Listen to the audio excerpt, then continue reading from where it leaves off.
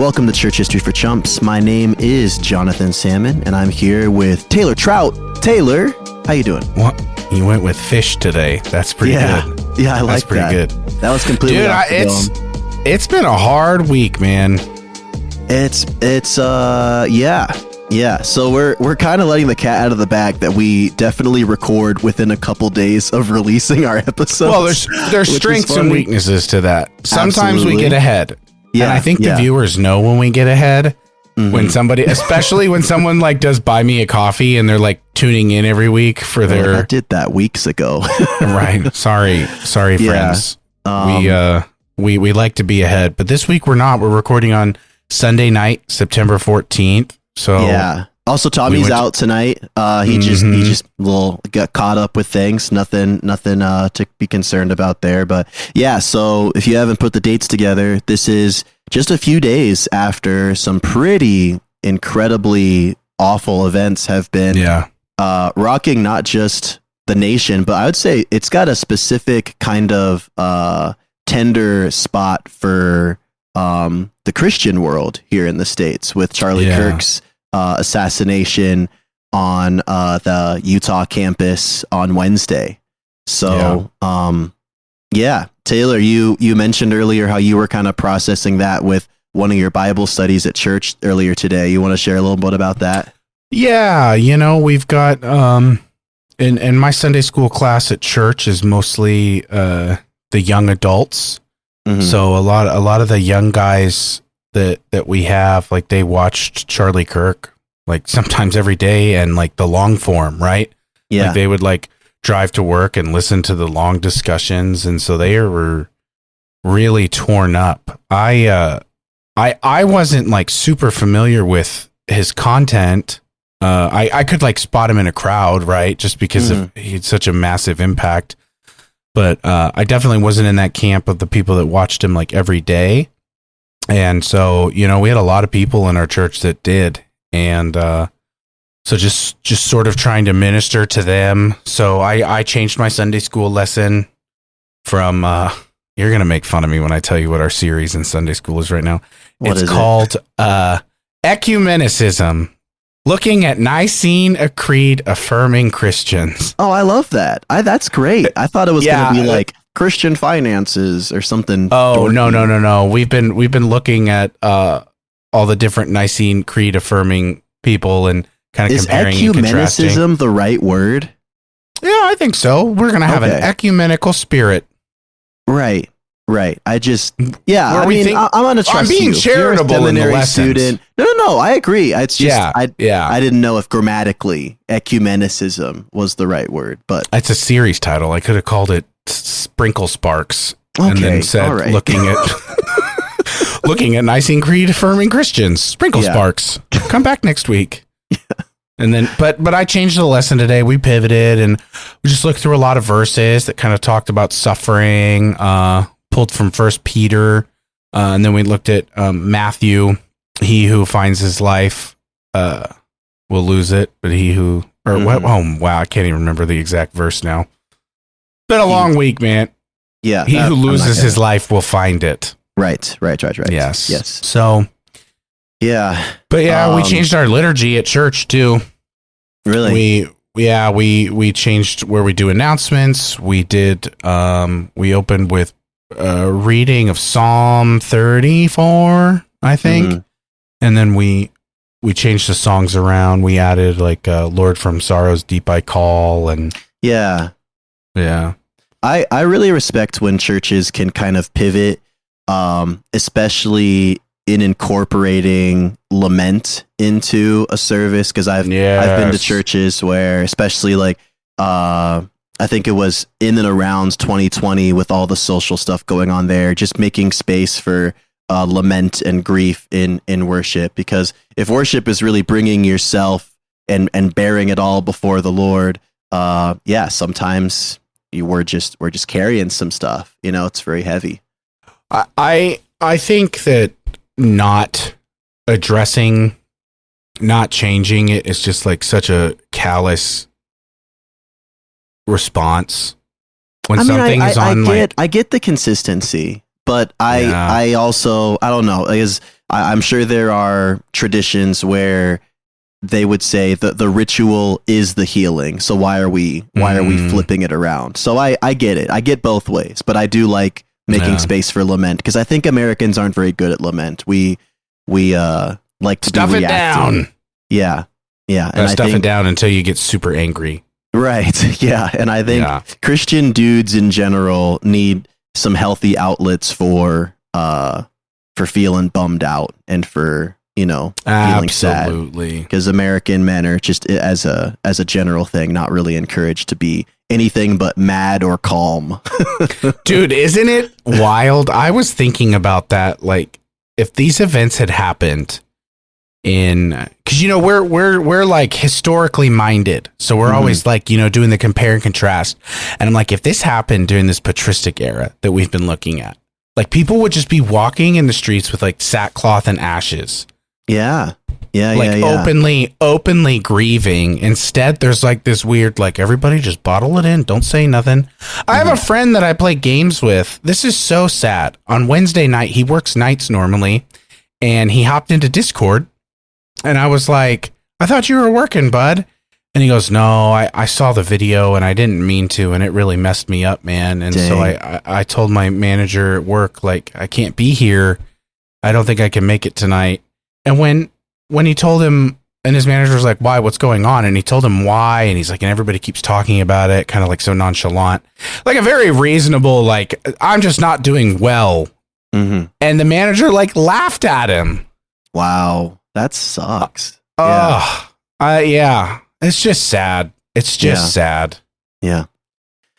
Yeah, you and I were kind of chatting before we hit record earlier, and I just have to say, like, I'm so grateful for the local church, just as an entity. Like, I'm so grateful for the opportunity that we have to bear these types of burdens together. Because Tommy's, he's a pastor, and he's definitely talked about how this has been a challenging time, but how he's been really on the ground with people who are feeling all this stuff. And, as I was thinking about it, because we were kind of like, all right, we're a podcast. It's sort of in our wheelhouse, but not really. Should we have a statement? Should we share opinions? And honestly, like, this is maybe like a bigger statement than is necessary, but I'm going to throw it out anyways. Like, I get so frustrated with the absolute monopoly of ideas and opinions. Like, I get so exhausted with just I love freedom of speech, but I also feel like some people need to practice freedom to listen and not just like airing opinions out, especially reactive, not always well-informed opinions. And it gets really exhausting for me. And I was thinking, like, we're a podcast, like, we have people, like Jackson, like LM, like really lovely, wonderful people who comment on our stuff. And I'm sure if we ever met them in person, we'd just completely vibe and just have a great time hanging out together.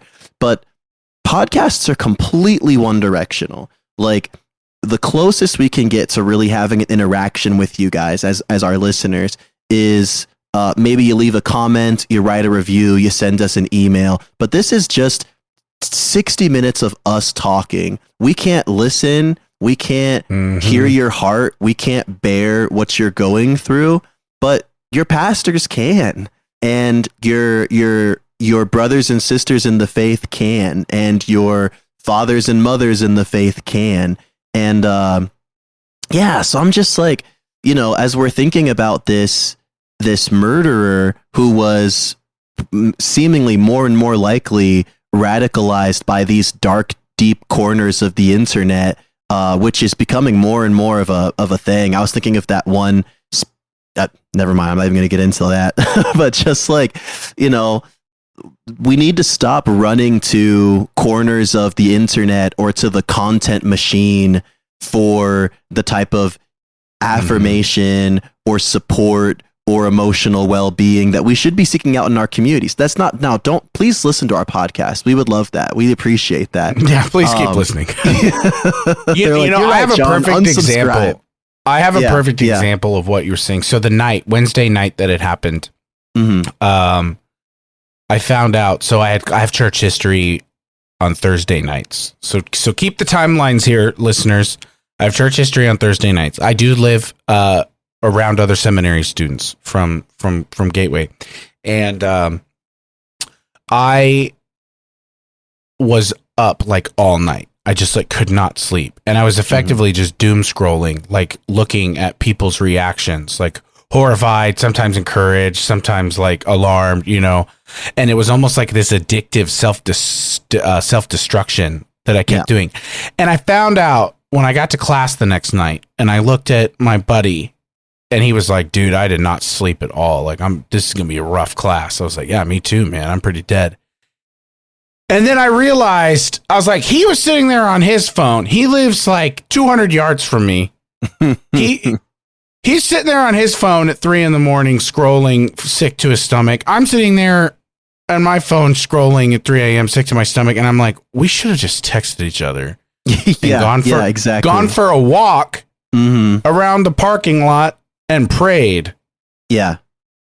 Yeah. So it's just right into your point. Right into your point example. Of like find community during these times of tragedy. Talk to your church. Talk to your brothers and sisters in Christ. Because often, dude, the people who bother me the most, like the people who have just the absolute worst, most evil, ungodly opinions that I ever see, they're fed to me on this like hamster wheel conveyor belt of the algorithm. But these aren't like the people that are in my circle, even my larger circle, are typically not like feeding me these awful, abysmal, infuriating takes. Usually the worst things I see are from people who, if I live my life to 80, 100 years, I will probably never cross paths with, never get within, 10 feet of this person. But I'm going to stay up all night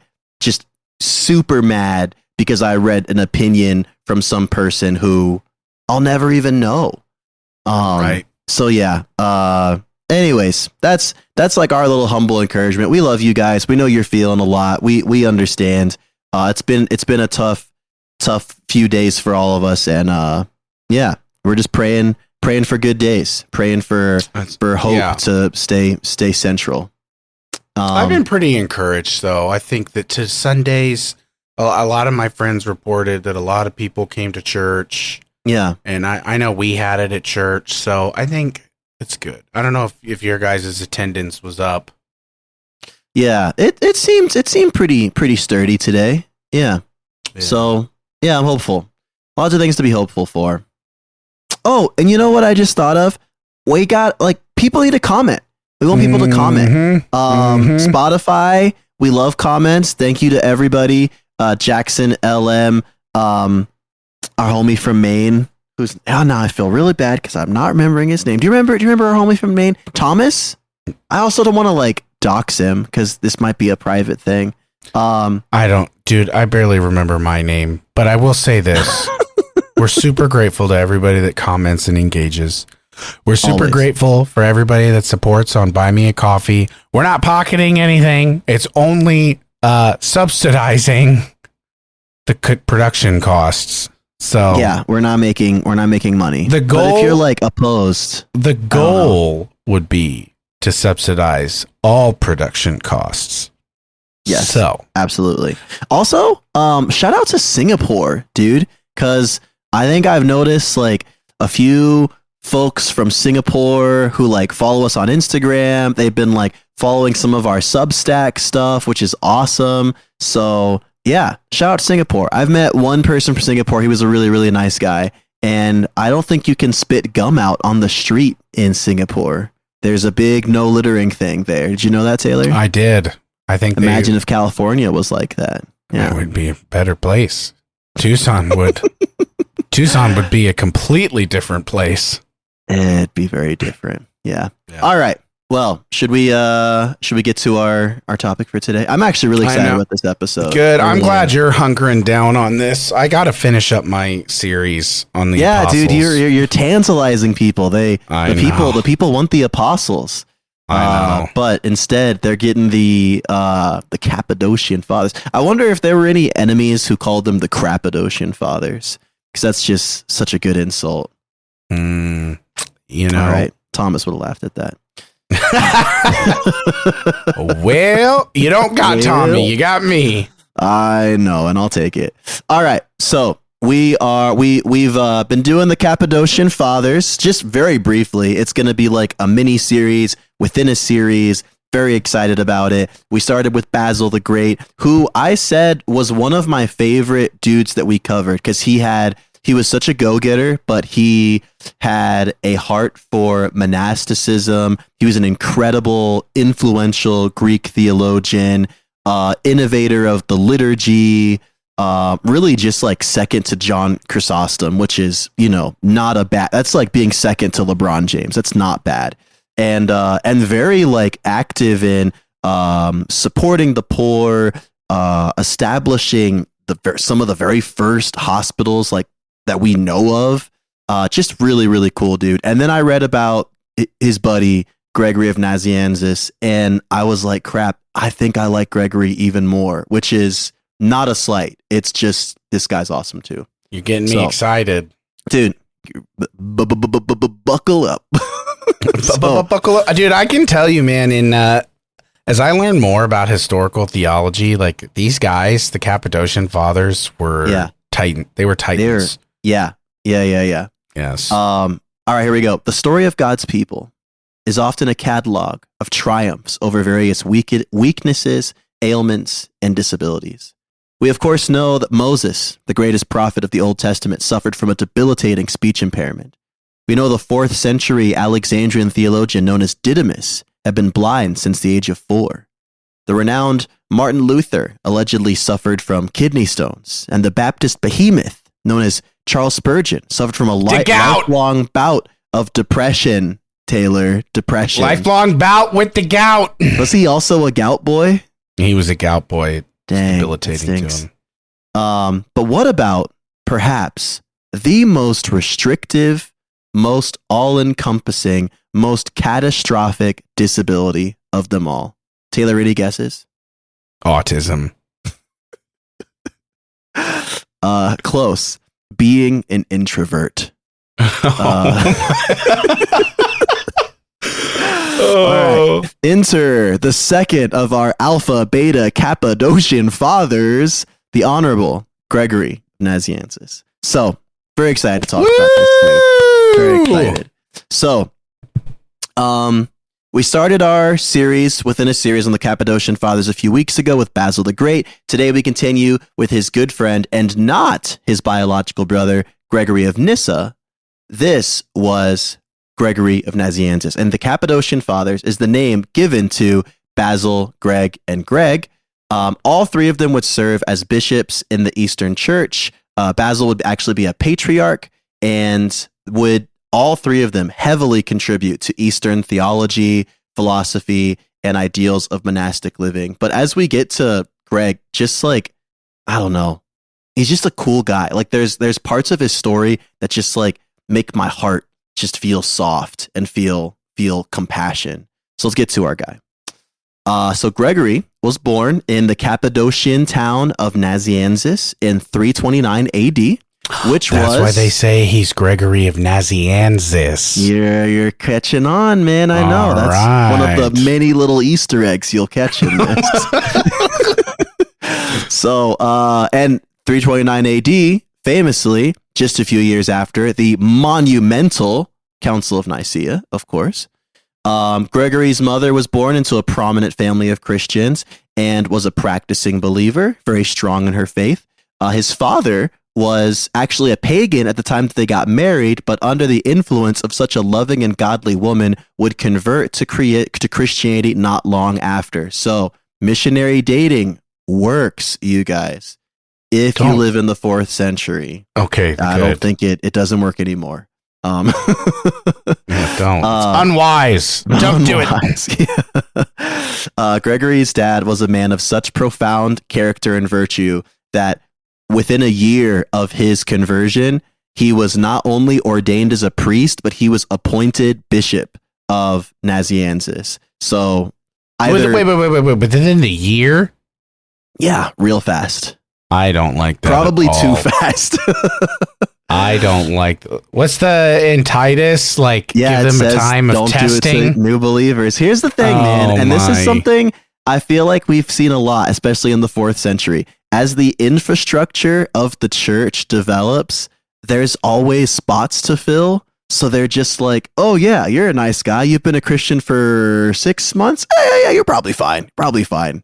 No, this is the equivalent of like a CEO getting saved, and they're like, oh man, let's get this guy. We need him as our admin pastor. It's not good. But like just like you said, I think he was always a very respectable guy, even when he wasn't a Christian. So I guess people just thought the Holy Spirit was working early. I don't know.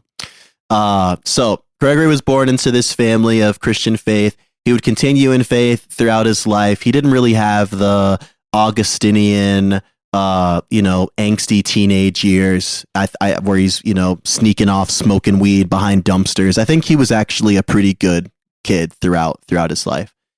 He would meet Basil in primary school in Caesarea, just for a few years, and then again in Athens for their university studies. And when they met a second time, they became like inseparable. They became like two peas in a pod, just best of friends. Gregory once like wrote me and you. Actually, honestly, sort of, because we did. Oh wait, yeah, our origin story. We did initially meet, and it was like, yeah, whatever. And then we met again, and it was like, that's right. Yeah, he's the homie. We had to leave the friendship in the crock pot for a little while. You know what's so funny is we have reversed roles from when we originally met, if you think about it. All right, I want you to break this down.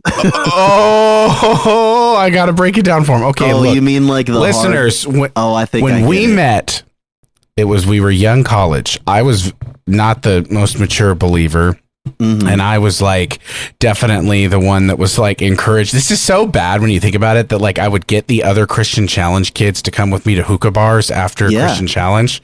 100%. That was me.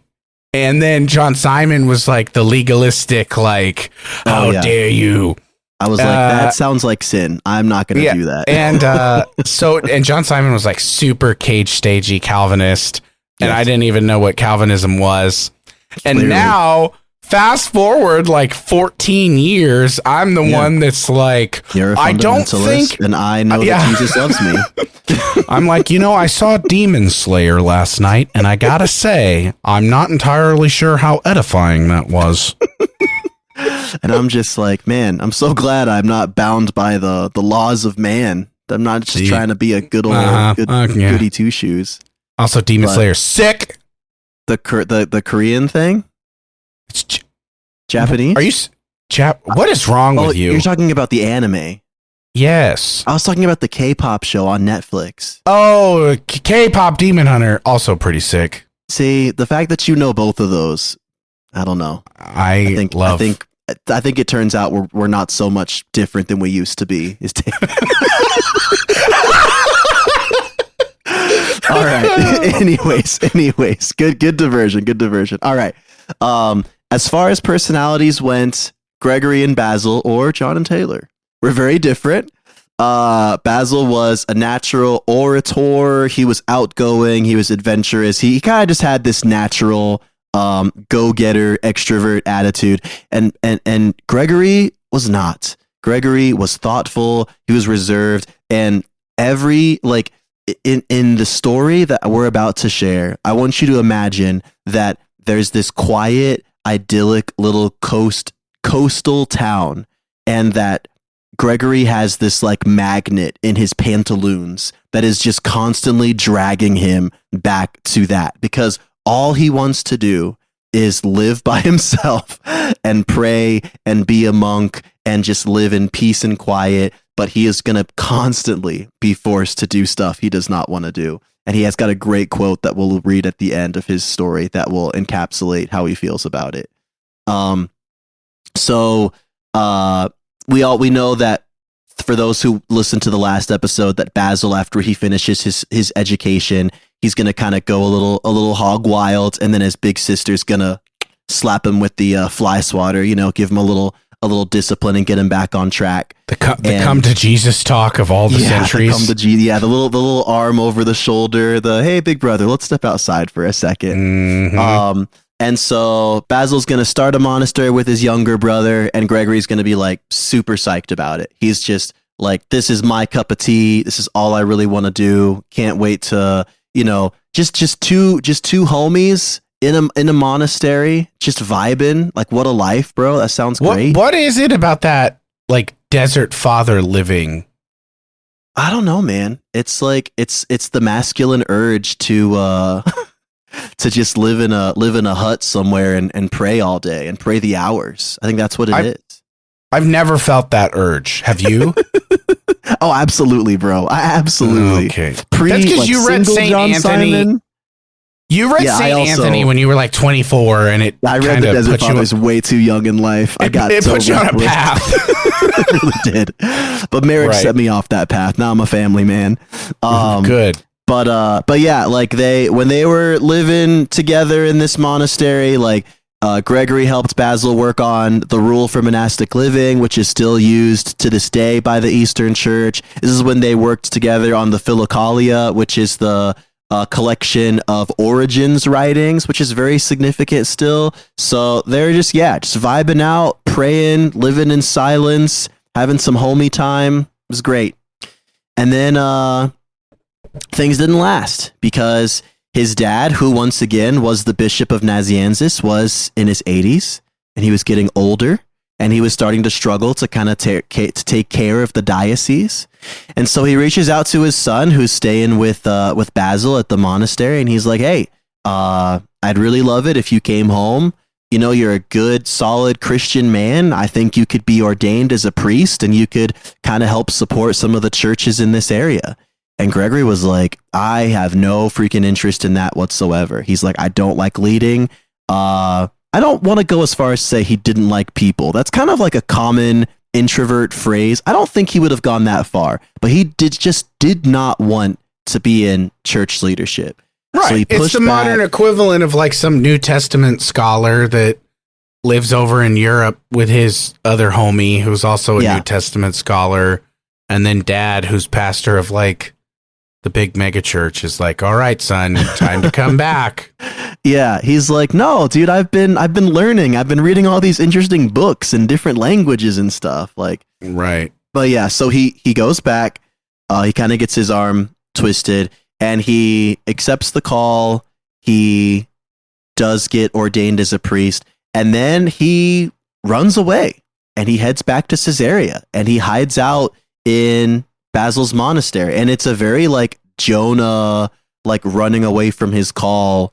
And he has this kind of beautiful moment, or probably series of moments, I would say probably a few weeks, where he's wrestling with God and his calling and what he's supposed to do. But he's also wrestling with his relationship with his dad, because he loves his dad and he admires his dad for being a bishop. But he's also really wrestling with like, this is a really heavy expectation that was put on me. And I never wanted to go in this direction. And my dad's kind of pushing me here. And so I think he's going to wrestle a lot with this feeling of like other people pushing him into things that he doesn't necessarily feel guided into. I think that's a super common thing that I hear dudes talk about when it comes to ministry.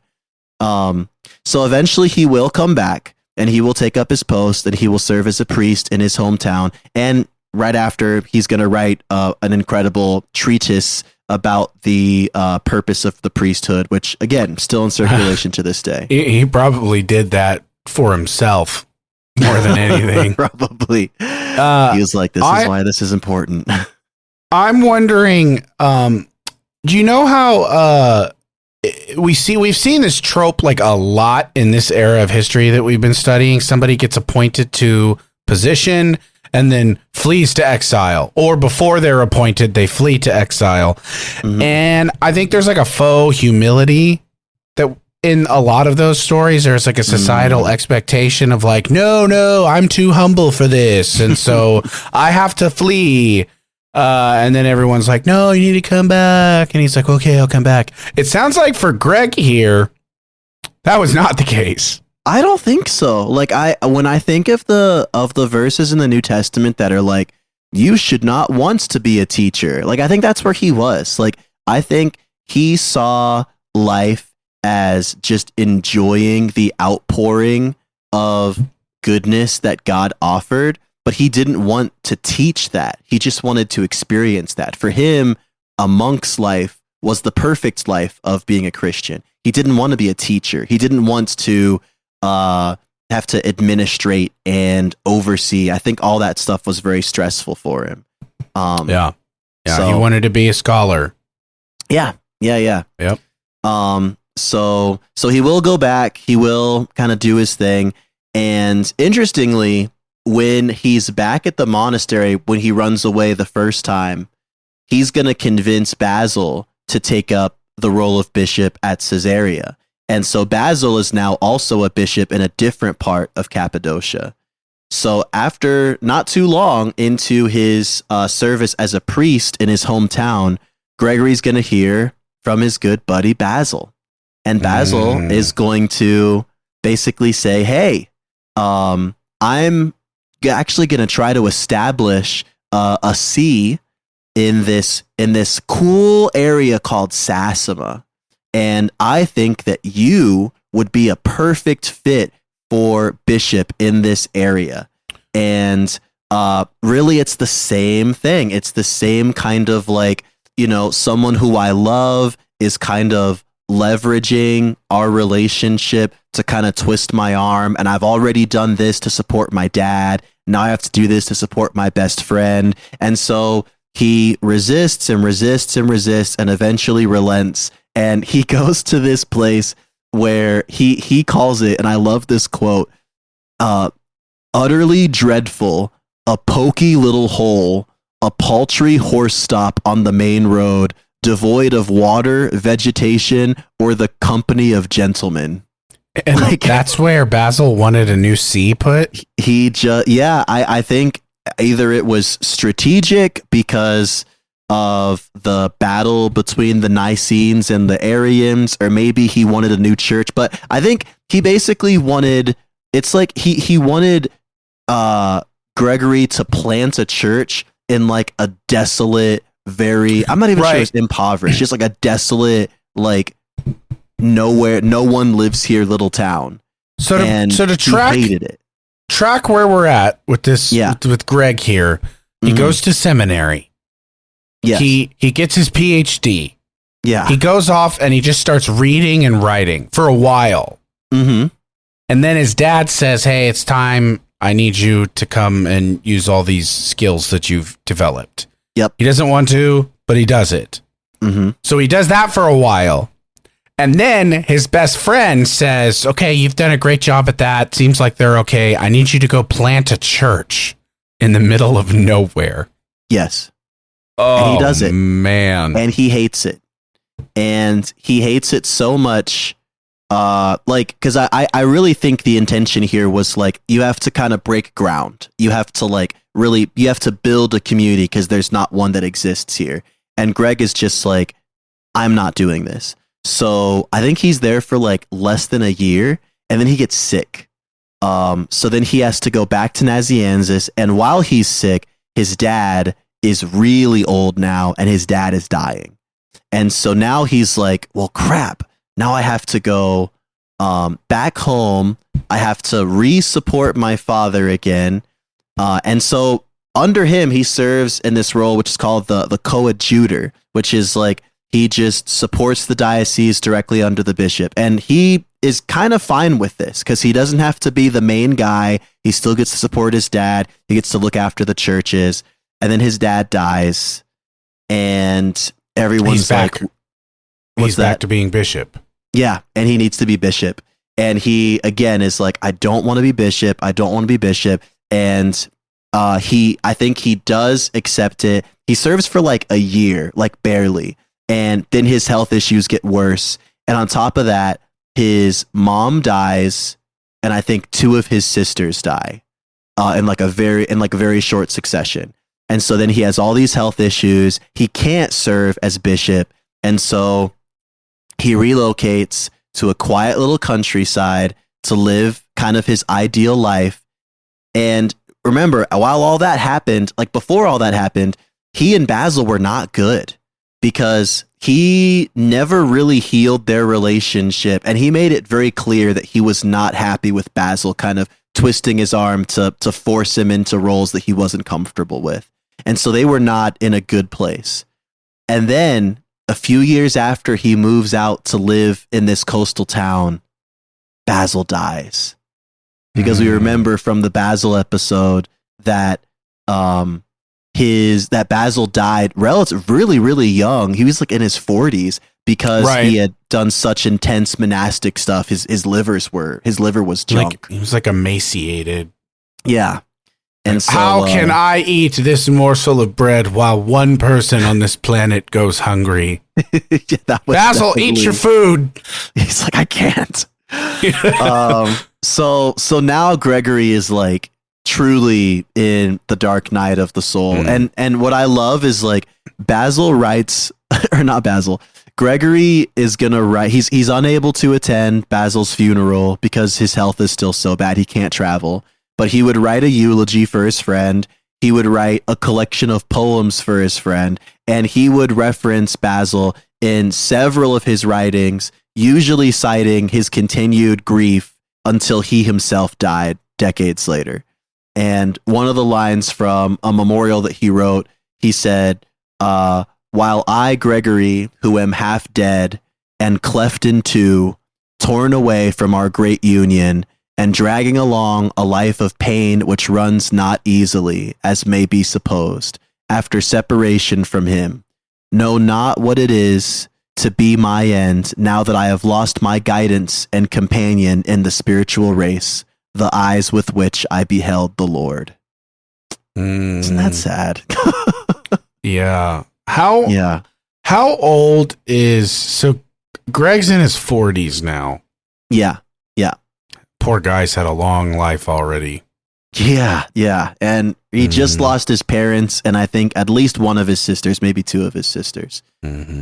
So now he's in this really dark place of kind of grieving. And so, but once again, the call to service is going to reemerge. So, big news is that Valens, the Arian emperor who absolutely sucked, who was the emperor of Rome, he is finally replaced with Theodosius. Theodosius enters the scene. That's right. Yeah. Yeah. So a wild Theodosius appears, and he is sympathetic to Nicene theology, which is a huge win for the church at the time. The problem is that, as we've talked about on our show in many episodes, the Eastern Empire is still super, super Arian, and there are lots of Arian strongholds. And one of them is the See of Constantinople.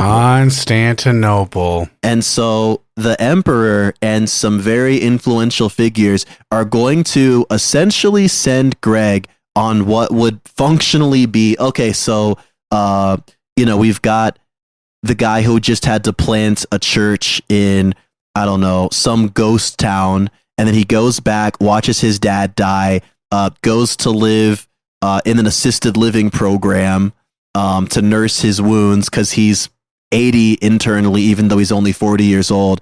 And then somebody essentially says, now we need you to support a ministry in Afghanistan. We're sending you past enemy lines. And what they're going to do is they're going to say, Greg, we want you, because you are such a good, godly man and so well respected for the roles that you've played, we want you to go to Constantinople, and we want you to be a force of Nicene theology and to bless the church and try to bring them back from Arianism. Despite the fact that the Bishop of Constantinople is an Arian, and Constantinople has been under Arian influence for 40 years. So this is like a suicide mission. And again, same thing. Greg's like, please don't make me do this. I don't want to do this. Yep. But he goes, and it's amazing what happens. Like, he kind of shuffles into this city as this like sickly, bald man walking with this like premature, like his back's all bent over. And all of the church buildings are under ownership of the Arian bishop, so he has no formal location. So he takes this home that a local pal of his lives in, and he anoints it as a chapel, and he uses that as the base of his ministry. I'm remembering what happens now. Hold on. Dude, this poor guy. I hadn't made this connection. Oh no, it's coming, listeners. So there's some good stuff. So he will preach to anyone who will listen. And despite him being this introvert of introverts, God blessed Gregory with these master speaking skills. He is an incredible speaker. He's got this great, captivating style. He's got incredible, robust theology. And a lot of what he's just going to teach is he's teaching Christology. He's teaching the true Orthodox way of Jesus being, fully God, fully man. And he's listening to people express their lousy heresies. And then he's helping them. And, even though he's not going to be formally made bishop, he's kind of like an underground Nicene preacher. Oh, absolutely. Absolutely. He's getting influential. And another issue that he has to contend with during this time is that there's another heresy that's popped up in the East under our good friend Apollinarius. I know. He's my favorite heretic. Who was guilty of the dastardly sin of overcorrection. He sure did, dude. He suggested that since Jesus was definitely fully God, that it would actually be disrespectful to consider him fully man, because how could fully God also be fully man? So It's kind of this weird idea that Jesus was like this ghostly figure who was not really man. And Gregory is going to fight and combat this idea really well and lead to one of the greatest one-liners of the early church history, which is that which has not been assumed is not healed. Which implies that for Christ to have been anything less than a full human, then he would not have saved humanity. So you got to feel so bad for Greg right now. He's already doing this underground behind enemy lines ministry. And then there's this guy that's like, yeah, aren't these Arians like crazy? And you're like, yeah. And then you find out he's like teaching his people some like advanced docetism. Yeah. Exactly. I thought you were on my side. And so, but as you could imagine, Gregory is going to have, while his influence is growing and people are like joining his little community, and it's a beautiful thing, he's got a name for himself amongst the Arians, a very negative name. And during an Easter vigil, the Church of Gregory is going to be under attack. He's actually going to be betrayed by a friend of his who was hoping to basically stab him in the back and get him killed so that he could take over and get all the fame and fortune, which, what a dorky, like, come on, dude. So literally like a mob of Arian sympathizers are going to rush into the church. They're going to beat up poor Greg, who's going to survive and escape, but one of the priests will be killed, and it's just kind of like an awful thing. And so Gregory is hurt both physically and emotionally, and he's going to opt to resign his position and return to the peaceful life that he knew. But his followers are just like, please, we have no one else in this crazy Arian town. Will you please stay with us? And so Gregory once again relents and decides to stick around. Dude, I don't remember which. It was the second Ecumenical Council episode. Mm-hmm. If listeners, if you want to go back and re-listen, that's going to give you some more information about what's going on in this exact time. But yeah, that 381, it's so sad that what that mob did. Yeah. And they broke in. It sucks, man. Poor Greg. Poor Greg, yeah. So a little bit of vindication will come when Emperor Theodosius will come to visit Constantinople himself, and he will display his power by deposing the Arian bishop and officially appointing Gregory as the new bishop, which will at least give him an official title and not have to work underground as much as he is. Now, the last part of the story is something we've already kind of discussed because we did an episode on the First Council of Constantinople, so go back and listen to that if you haven't. But essentially, Emperor Theodosius is going to try to do the empire a solid because the Eastern Empire has gotten so grossly Arian. He wants to throw a kind of a sequel to the Council of Nicaea, which will unify the Eastern Church under Nicene theology.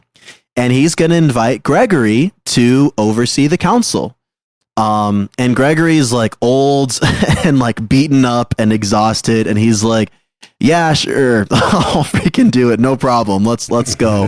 And there's a diverse group of bishops invited to the council, and a segment of them are from Macedonia.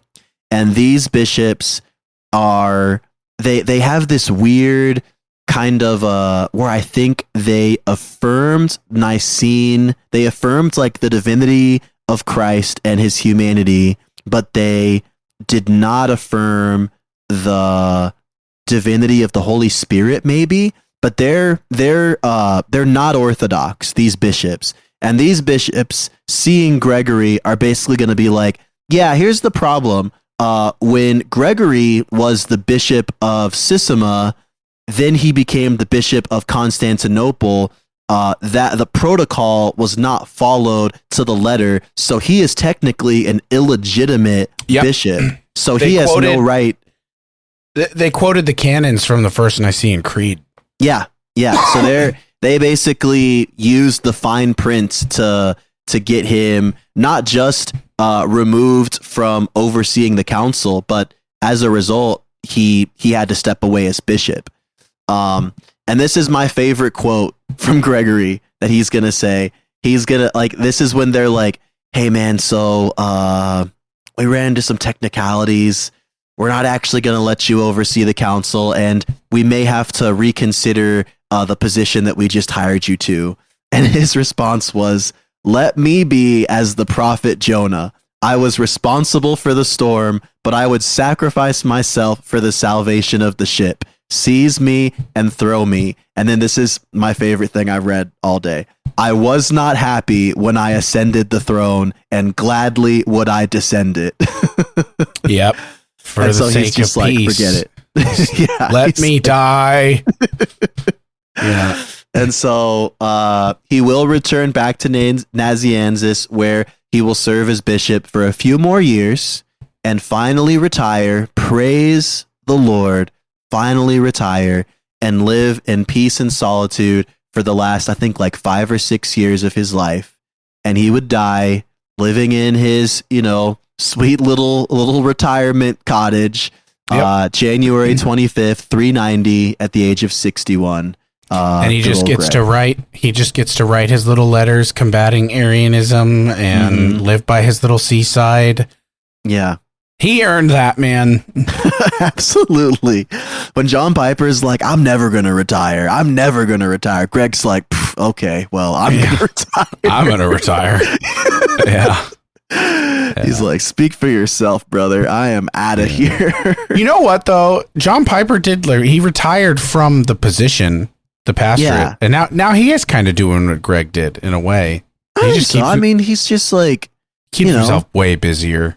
Yeah, little comments here and there. I think if Greg had internet, he'd be like, "Yeah, I'll write a blog for the Gospel Coalition every now and then." He'll show up on a podcast every once in a while. That's right. I'll throw together an op-ed for Christianity Today. I don't care. Yeah, right. He's like, just don't make me leave my my front porch is what I'm really asking for. What a life of faithful service. Yeah. I love that. I don't know. I love hearing about how much of good pals he and Basil were. That just makes my heart just real happy. And as much as he clearly went through so much junk, he was sharp as a tack. He's a great theologian. I think one of the books I read said he is the only father from the early church period given the distinctive "the theologian," aside from the Apostle John. So that's like a testament to how highly the church thought of his theology. Athanasius is just standing there like, what? Come on, man. Am I nothing? Am I nothing to you? Yeah. You know, I think there's some really great takeaways from his life, some good lessons. I think number one, we talk about calling frequently. And I think he just encapsulates really what a call is. Notice the call came from inside the house, i.e., this wasn't him saying, I feel called to the ministry.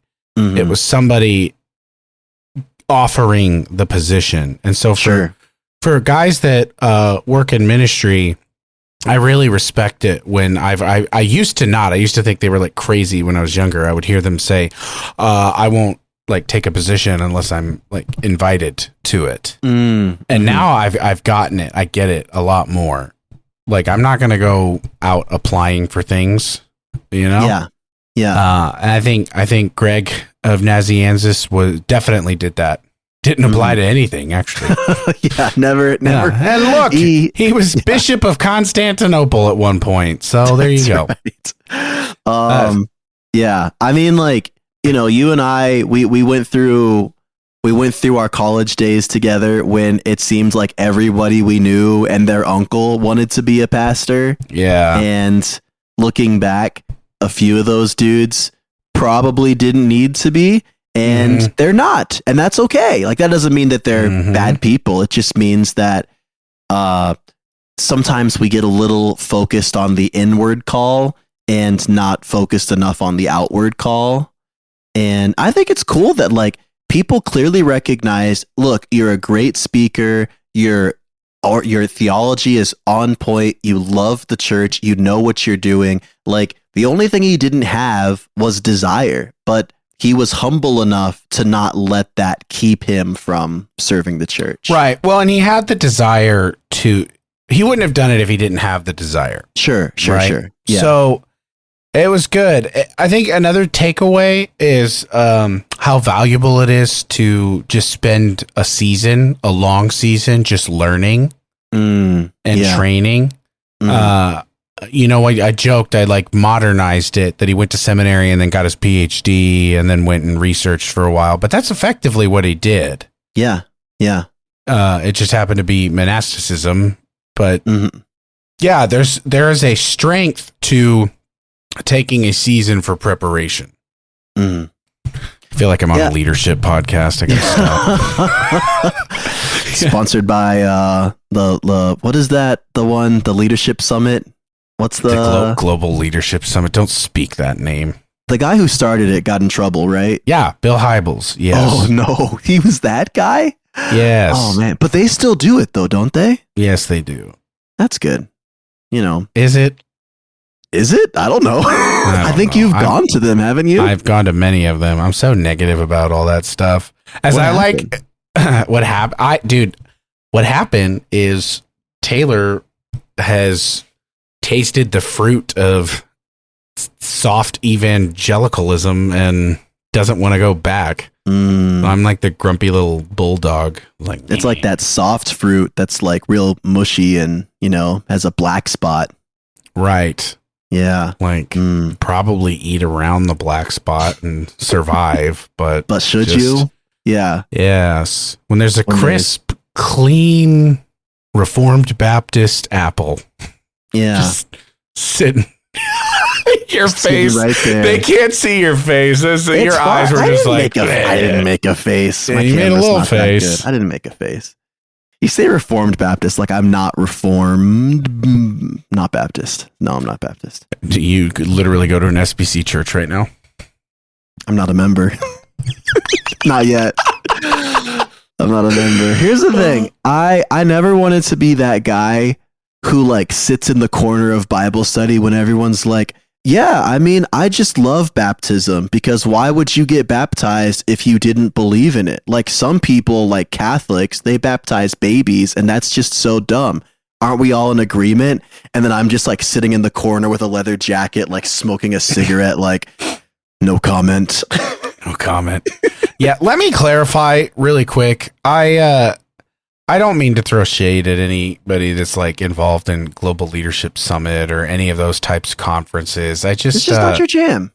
Yeah. It's not my jam. And I do think that there's a better way to do things. Sure. There's a better way to preach, elevate the word, pull biblical wisdom. My biggest issue with Global Leadership Summit is they have like, they try to like merge Christian truth with like business truth, and it's just kind of like icky. That was kind of like Bill Hybels' whole thing, right? It's like bringing the corporate world jargon into the church. Like that was kind of what caused his church to really get big before, of course, the scandals. Yeah. Because they would have like non-Christians like speak at it, right? Like Oprah. Oh, yeah. Yeah. Yeah, they would always have non-Christians. That was like part of the highlight is they would make it like an evangelical event, which like you kind of like want to applaud that, but yeah. I like it though. It's like of the world and in it. You know? You got me. I thought you were about to like drop all this affirmation, and then I was just going to have to go, yeah. And you just zing, zap, zappity. Got him. Yeah. But, man, yeah, dude, it feels so crazy to think, like, how much the evangelical culture has, like, evolved. Because, like, Bill Hybels was, like, the dog back in the day. Yeah. And now, yeah, you say his name 3 times in the bathroom with the door closed and the lights off. Like, I don't know. It's things have really changed in that area. The hyper growth centric, like whatever you want to call it, models we've seen just don't have lasting fruit. And I can't believe I'm saying this, but do you know who I do think actually did an okay job? Gregory of Nazianzus. Rick Warren. Saddleback. Yeah. What did he do different? I would say his was much more discipleship focused. He used a lot of the same lingo, like purpose centered. If everybody should at least be aware of what purpose driven church says, because there are good themes breaking down. Like how you bring people into the fold slowly. You know, they start in the third ring as just kind of like the Derek shows up to church, and then you offer Derek a chance to like be more involved. So he's like, you know, now Derek's in a Bible study and a small group, and he shows up and helps stack chairs. And then, you know, you just like help Derek progress through. Like that kind of stuff is like really good. And those growth models work. And you know, he made sure to like, they would go and invite everybody in the neighborhood and all that. So we don't hate mega churches on Church History for Chumps. I think we're just cautious of them. I'm like fascinated by them, but I don't think I have. I think my biggest thing is if you're a pastor of a 2,500 member church, I don't know how well you can pastor people who you don't like actually know. Like if you look at a member and you're like, your name's Jeff, like, I don't know. But then it's like, they would say, oh, well, we've delegated that. Like that's under this person's supervision. And I'm like, right. So that person's the pastor, but you can't pastor someone you don't know. Call it what it is. You're a bishop at that point. You're a bishop, which is fine. Just call it what it is. I'm not sure it's fine. Well, dude, I'll say this. Because they're bishops, but it's not an episcopal polity. It doesn't have that kind of structure. You're still just the head honcho. And I think megachurches, because they thrive typically under one person's charisma and personality, it's very hard for a church like that to have a healthy polity. I think that's my biggest concern, probably. I want to tell a story. There's a big church in San Diego called North Coast. They do the multi-campus thing, all of that. Not super my jam, but they were the ones that pioneered like the video preaching, and they did it out of necessity because they basically, their campus, they just kept growing and growing and growing, and they like didn't want to have 18 services, right? So they started the video preaching, and so you go to their main campus, and there's like 5 sanctuaries, and I'm telling you guys like the more like sus stuff, and then they have like different worship styles in each sanctuary, so it's like pick the music you want to sing along to. But what the good part of this is that you go to the same worship service like that. You're kind of like expected, like that you show up to 9:00 in Sanctuary 2, and you're going to be in a smaller room that maybe only seats 500 people. And those people are going to be in there. They'll have elders in there or whatnot, pastoral staff in there. They do a good job of like letting people know when small groups are. And the pastor does preach. Chris Brown is his name. He preaches from the main sanctuary, which actually only seats like 800. It's not that big. Concerning things about Chris. Different Chris Brown guy. Least likely story. It is. But you know, when I took my kids to go visit that church when we were on a mission trip, I just figured, you know what, this is a good example for them to kind of see how church is done differently, you know. And you know who was standing in the courtyard and was like overjoyed to meet every single one of my kids? He greeted every single one, and I had like 25 of them there. Chris Brown, singer and songwriter. Just standing there though. So I don't know. There's ways to do it. Not my cup of tea. I agree with you. Kind of like, well, Chris Brown doesn't know everybody. There's no way he can know everybody. Yeah. But I'd be more comfortable if it was just like he's bishop, and ideally being held accountable by a plurality. I think mega churches are like, it's like driving a Hummer across the country. Like, this is not what it was made for. This is not the most efficient way to do it. It's probably possible. It could break down. It could make it and do a great job. But it's like, this doesn't seem like the vehicle most fit to do the job, even though it might be the most comfortable. Oh, that's a good analogy. Good job, Sean. It is. Yeah. That's really good. The most comfortable. Yeah. As opposed to like, you know, you're planning a road trip. You want to put everybody in a kind of got oil changed, ready to go. There's room for bags. Good mileage. Maybe a hybrid. Right. We charge at the hotels overnight. We're being responsible. Right. Yeah. That's like the church model that I think we would be more comfortable in.